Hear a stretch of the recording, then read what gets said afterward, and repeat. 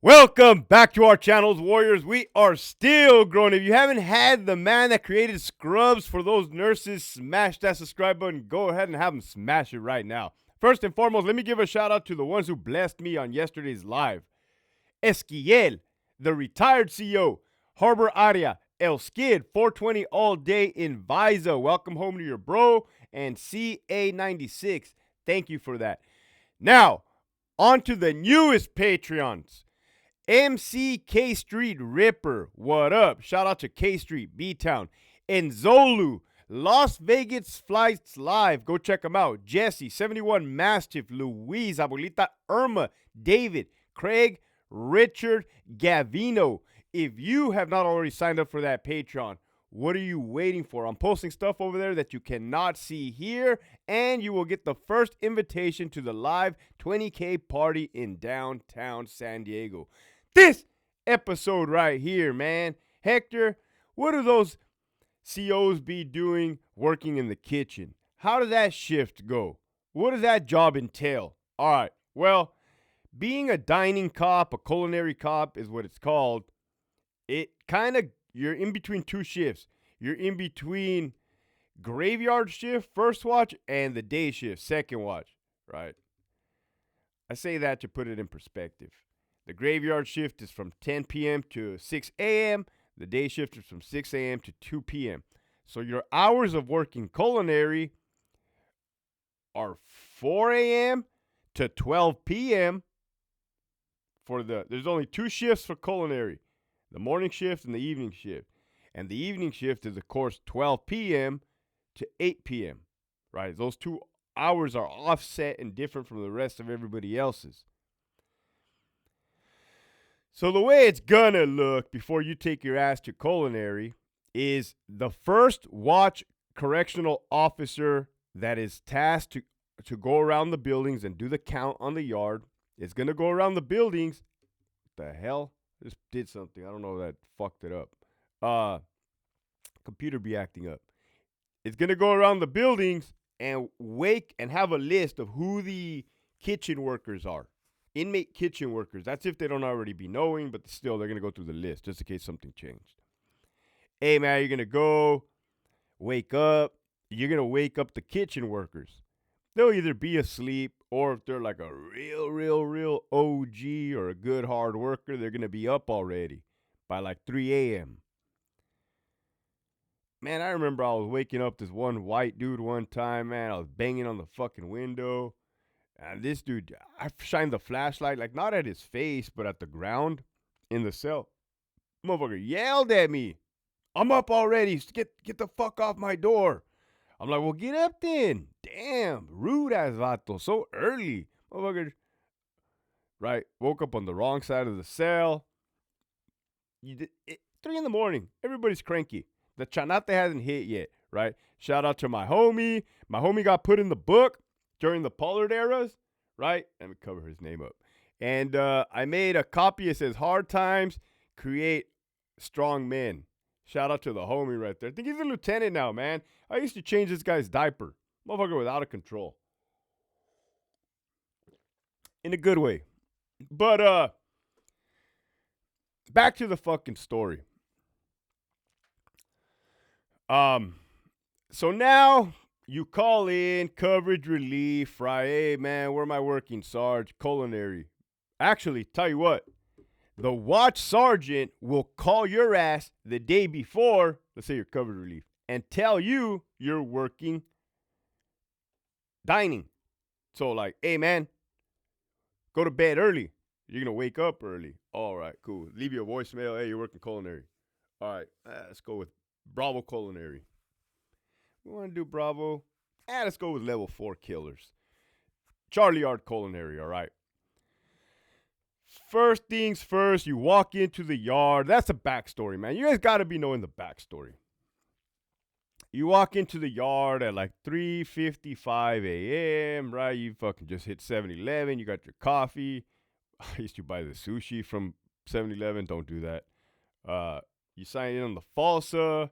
If they have the FALSA, the sign-in sheet, you're going to get your equipment from Central Control or complex, which is your baton, your spray, your handcuffs, your radio. All right. Your keys, gotta get the keys, right? Key turners or turnkeys. Then you open the culinary door, right? There's okay. Dining is up against the wall, right? You're gonna have education, the sergeant's office, law library, the clinic, the gym, and then dining as you go down, right down this way, Charlie Yard. I wanted to do Bravo Yard just because I was thinking in my head this way, but anyways, don't trip. I'm painting the picture in my head because I'm taking a trip down memory lane. You gotta remember that was fucking 8+ years ago. Well, probably more than that. You get on the radio, you say housing units, Charlie 1 through 5, kick out your kitchen workers. Right? You're letting the fucking cops in the tower, in the control booth, to pop those cell doors to let those kitchen workers out. So here they come all groggy, right? You really ain't supposed to be bringing much into culinary as an inmate worker, meaning like no CD players, no cards or whatever. But ain't nobody really tripping, right? I'll get to the part when we start tripping. Ain't nobody really tripping. So you'll see them bring dominoes, cards, MP3 player or CD players, maybe drawing kit. I don't know, right? Probably hidden tattoo guns. You get their IDs, right? You go in. So there's 2 dining halls, so side 1, side 2. And in the middle of the top, there is a gunner post, right? Since it's a level 4 that I'm talking about. Level 4 yards in GP all have gun coverage, including in the chow hall. Meaning that one gunner or 2 gunners, probably 2 gunners, are going to drop in from the top of, I can't remember if it was 1 or 2 gunners. I think it was 2. I don't know. Donovan and Centinela really fucked me up when I went to Donovan. It's like, don't go to Donovan. I'm telling you, you're going to learn bad behaviors. So they come in through the rooftop. They're armed up there with a Mini 14 chambered in .223. And then you got a less lethal 40 caliber. Jesus Christ. 40 millimeter less than lethal. AKA the Big Bertha, as the inmates like to call it. But they don't be going down there until it's chow time. So anyways, you come in. First things first, man, you do your inventory, right? Make sure your fucking ladles are where they're supposed to be. Your dough cutters. They be having big-ass can openers bigger than this. Looks like a crowbar. Yeah, there's dangerous tools in there. You got your ladles. You got your scoops. Your butter scoops. I'm looking at the wall right now in my head. Right, so you do your inventory. Yeah, everything's here. Like a shadow board. Yep, everything's here. Cool. You get all the inmates' IDs. Hey, all right, fellas. And it's you and a free staff cook back there. So it's kind of sketchy. That was really sketchy. Right, so when you walk into that culinary, the first smell that hits you is like bread. It smells like, imagine like a bread factory. It smells like stale bread, state bread. It smells like the scullery. It smells like the floor. Smells like cell block 66, 64, which is the cleaner for the prisoner inmates. Like, they be using it, chemicals.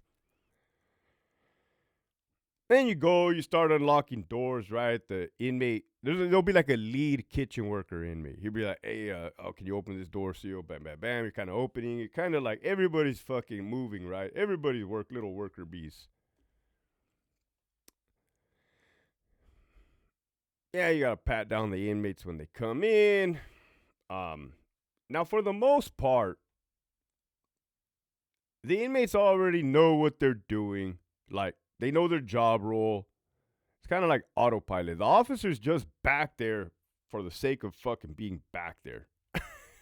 The hell you mean, Hector? Well, the officer in culinary is not really there to fight crime, so to say. At least I wasn't. It was very eerie back there. You're fucking outnumbered, right? Ain't nobody really tripping. Like, yeah, the inmates would be when when they're not working, there's like kind of downtime in between whatever they got to do. Serving the food, making the food, cleaning up pots and pans, table wipers. They'll be like in their own little designated corner, like the blacks in the corner, the Mexicans in the corner. They'll be whatever it is that they're doing, drawing, tattooing, playing card games, beating people up, making weapons, whatever it is they're doing. It has nothing to do with me, right? At all. No, thank you. I mean, they pay us good, but not that good to get stomped out by yourself in the fucking kitchen. It's just sketchy, right? I'll tell you guys a story. Remind me to tell you guys about the story when the Southsiders. How the fuck did I miss this one? How did I pass this one up? Memory. So,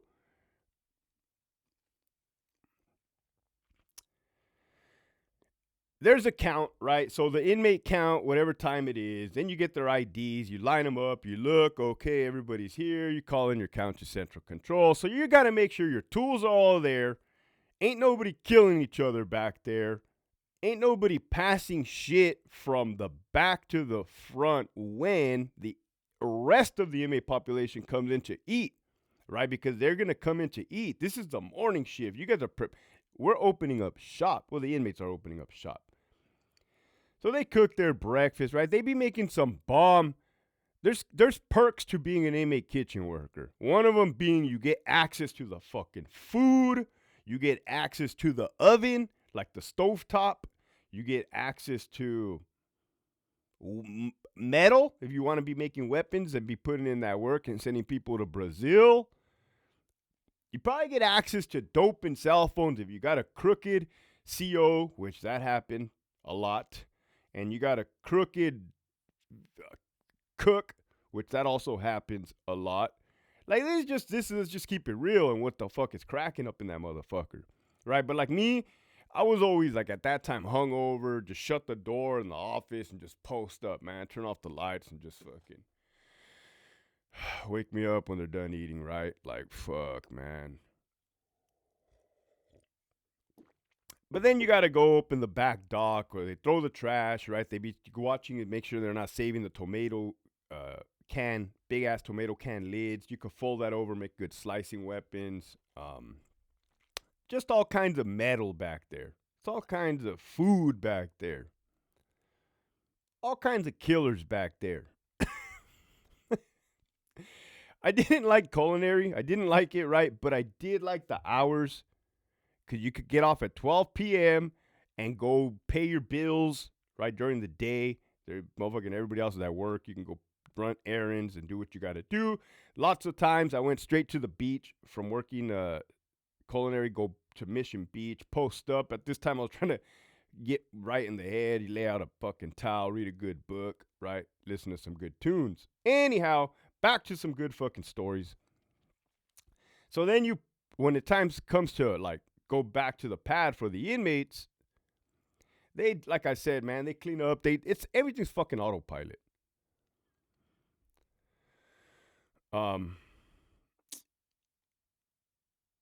So the way they get their food when they're passing it out, there's a concrete wall, and then there's a little fucking tray slot in the concrete, in the metal.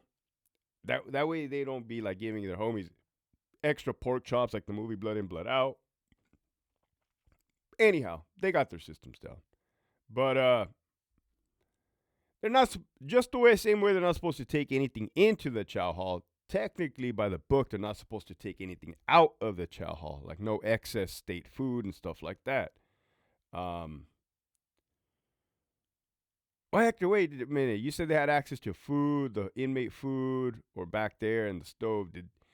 So they would make like these bomb-ass breakfast, well, probably burritos too, but sandwiches. So they'll get the bread, they'll get the they'll toast it, they'll get the egg, they'll get the cheese, and then butter, and then boom.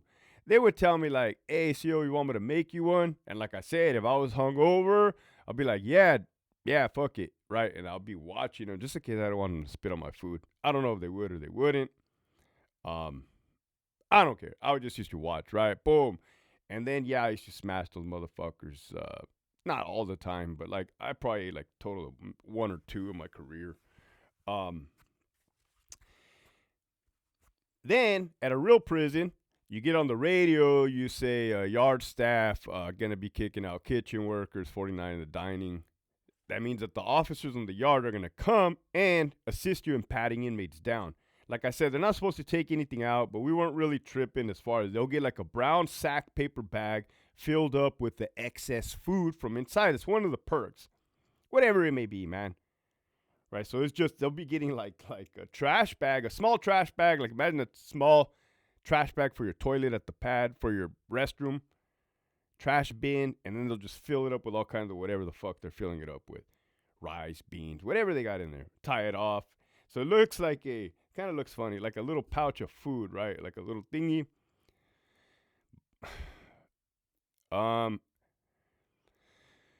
It's okay. Well, for me, look. The rules are ain't shit supposed to come out, right? Sometimes they would overdo it and probably take out too much, right?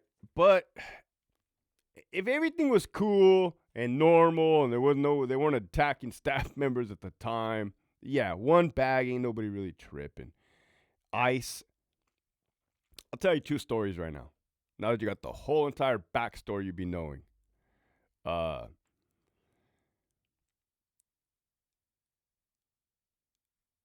The ice, right? They'll take a bag of ice. Centinela State Prison gets hot as fuck. They have an ice machine back there. So they'll get bags of ice. And in the morning, a yard, fucking,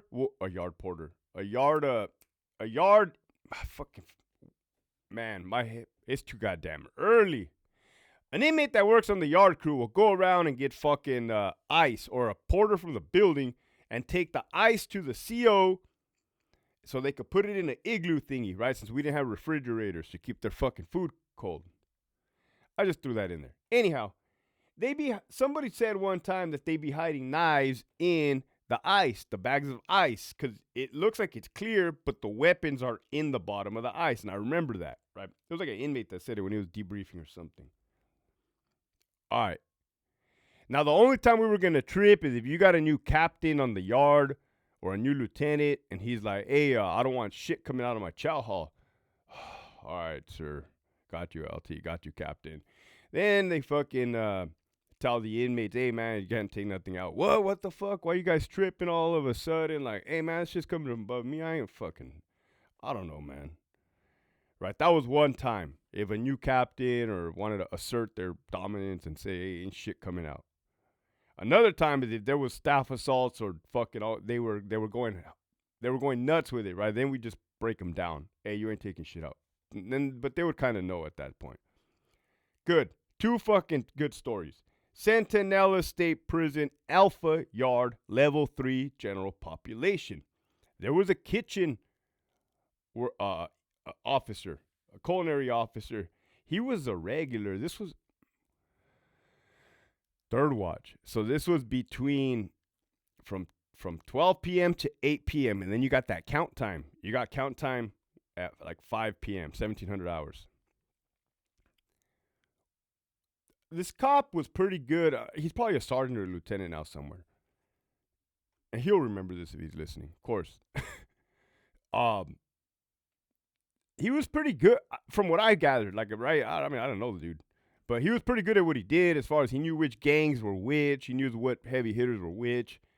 So the Southsiders, the Sureños, put a hit or planned to hit on him and executed the hit. And this is how they did it. It was one. I don't know if the inmate was called Largo or AKA Largo. Maybe I'm just making that shit up. But it was a tall, skinny Sureño. And the way that they set this dude up was, or that he set him up was, when you're working that evening shift as an officer, they do alarm tests during count. Meaning, everybody pushes their little personal alarm. It's like a little box like this, and you hit it, beep, and the officer goes around with a key and turns off the external audible alarm, right? The alarms get tested every day. Make sure they're working, right? You're getting your ass kicked. Boom! You hit your fucking alarm. The troops come and they put in work on behalf of the Lord, right? You ain't gonna jump a homie 10 to 1, motherfucker. Wait till we switch these numbers up right now. Just kidding, guys. I ain't going down that path, man. I ain't going down that path, right? Think you're so bad, 20 to 1? I got something for you, G. Wait till 19 more of my homies come in right now. Anyhow, boom, bang, pow, bam. Those days are over. All right. You got me. You got me. Those days are over.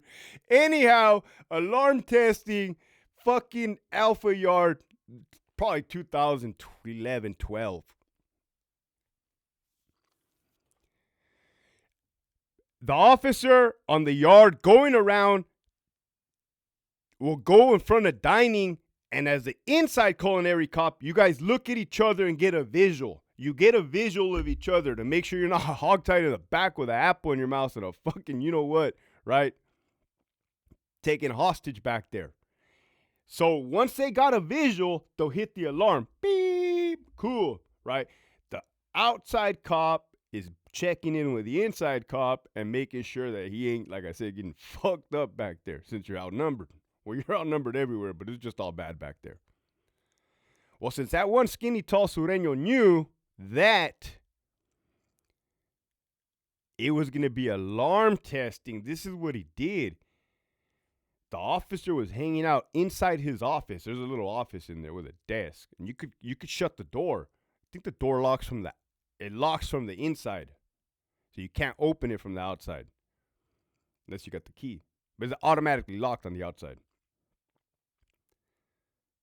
During alarm testing, the Sureño comes into the office and starts bombing on the CO, attacks him. Boom, boom, boom. They're fighting. Mind you, you have other fucking Mexicans back there, blacks. But this is not a good scenario at all, right? You just got ambushed during count time, during alarm testing. The inmate knew what he was doing, right? The officer, he was kind of holding his own, had the wherewithal to bear hug the inmate, take him into the office, and slam the fucking door. I think the free staff cook was in there as well, which is a good case scenario. You got a door shut, you got one inmate, one officer fighting, and then you got the fucking the door's locked, so no other inmates can help beat up the CO. Then you got the free staff in there probably panicking, getting on the phone. Well, when that CO hit his alarm, the officer was doing his testing in like Alpha 1, Alpha 2, but he heard the alarm go off in the culinary. And he had the wherewithal to be like, wait a minute, that is not happening. Like, that's out of the norm. So he got on the radio and he called Central Control. Be advised, we have a Code 1 Alpha Culinary. So the troops respond. Boom, they're fucking fighting. Everybody, like, they walk into this fucking planned staff assault, right? That was sketchy. I remember thinking, like, damn, motherfucker, set him up, right? Set him up. Good thing, but had that officer on the yard not been on his P's and Q's, damn, that would have been a long fight, man. That dude would have had to, like, he could have looked over there and been like, oh, the CO fucked up, and now he's going to wait until I clear A1, 2, 3, 4, 5, and then I make my way to culinary, and then by then, it's all fucked up. That was one, right? Here's a fucking funny story. That was a crazy story. I don't know. I think he said, I don't know, I wasn't there. I think he said that he got hit because he knew too much. Gang shit. I don't know, man. I wasn't involved in that shit. I don't be knowing. Right? The least you know, the better. So I told you guys that the inmate would tell us that the weapons were in the ice bags, right? That's something I always remember as a new cop, as a seasoned cop, as you kind of progress. You know, shanks, they be hiding them in the ice. I told you guys that.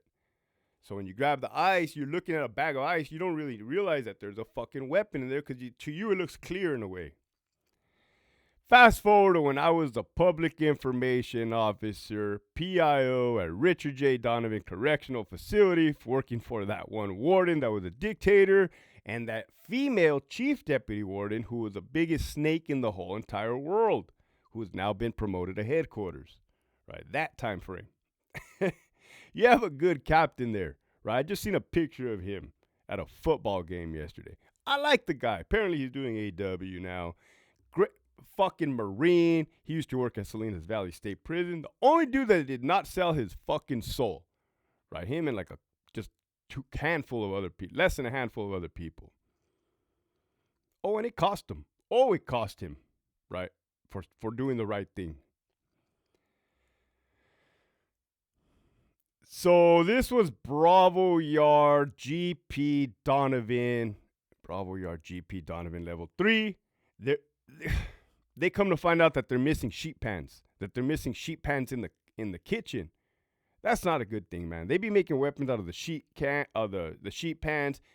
The food carts are big food carts. I forgot to tell you that if the prison's locked down, but they don't have lockdowns anymore, so it doesn't matter. They'll fill up the carts, and then the inmate kitchen workers will push the carts to the buildings to self-feed. Well, you got fucking sheet pans missing, like 10 of them. Who knows how long they've been missing, right? So where it was like during COVID time, everybody's on the Zoom, all the big wigs, including me, because I was a public information officer, all the associate wardens, the chief, the captains, right? They go around and they say, hey, you got anything? They're like, Lieutenant so-and-so, you got anything? And your boy just wanted to talk just for the sake of talking. I'm not going to lie. Look, I'm not crossing my fingers. I wanted to talk just to hear myself talk, right? The chief, the snake, she's like, Lieutenant so-and-so, do you have anything? And I'm like, yeah, ma'am. Just make sure on Bravo Yard there.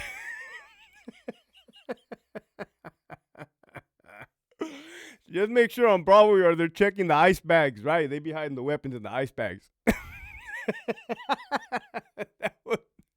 That was my 2 cents, right? That was just me hearing myself talk, acting like I knew what I was talking about. Since that chief deputy warden was never a CO, sergeant, or lieutenant, or captain, or warden, now she's above a warden. Don't ask me how this works. It's illegal. Look into it. I don't know. Help? She's like, oh, I said, yeah, that's just my 2 cents right there. She's like, I told you she was a snake, man. So she'd be pretending to be nice to me just so she could strike me in the back, right? She'd be like, oh, thank you. I really appreciate your 2 cents.